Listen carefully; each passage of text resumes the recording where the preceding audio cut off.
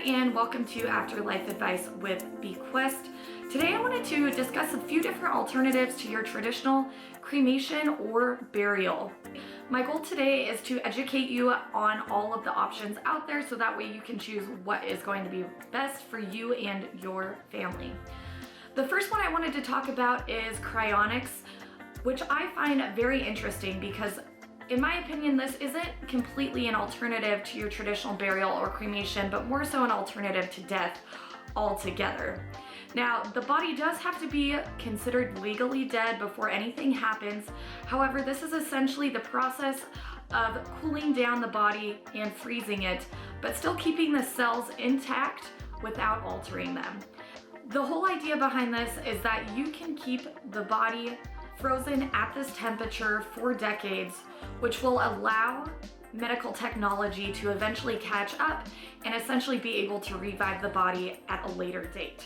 Obviously, at this point in time, technology is too new.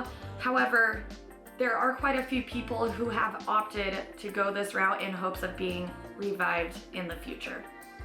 Now, the second option I wanted to speak about is mummification. Of course, this is the idea of eternal memorialization, which dates back to ancient civilizations, most notably Egypt. The idea behind it was to help transport your soul to the journey into the afterlife.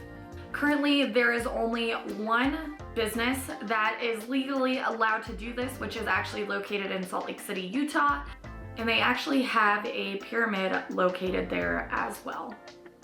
Option number 3 is alkaline hydrolysis, better known as water cremation, although it does have a few other names as well. This is seen as a more eco-friendly alternative to your traditional cremation, as the body is either wrapped in a shroud or placed in a biodegradable coffin and placed in a chamber where liquids and heat help to decompose the body.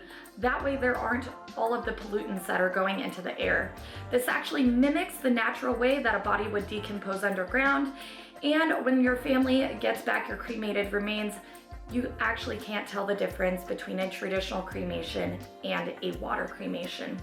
Now, this is only currently available in about 17 states right now, so check to make sure that it's actually legal in yours.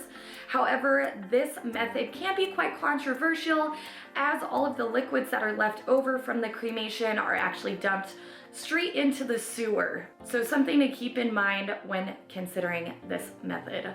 Option number 4 that I wanted to talk about today is a natural burial. Now, this is the most natural method. There is no embalming, no burial vaults, and no caskets. The body is actually placed directly into the ground, and the plot is hand dug. There's no heavy machinery that is allowed to be used. The body can be placed in a biodegradable shroud or coffin so long as it doesn't interfere with the natural decomposition of the body.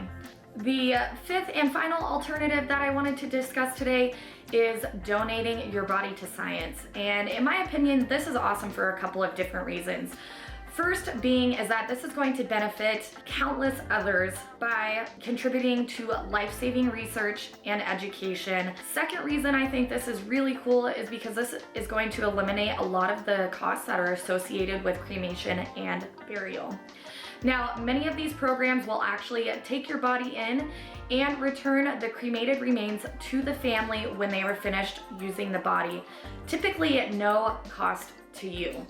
Of course, this is going to take a little bit longer. It does, on average, take about 3 to 12 weeks to get the cremated remains back. And oftentimes, this is done either through an independent program or through universities that offer medical programs.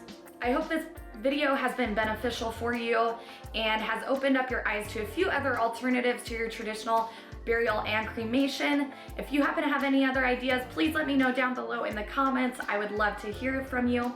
And in the meantime, like, comment, and share. Thank you for joining us on Afterlife Advice with Bequestt this week.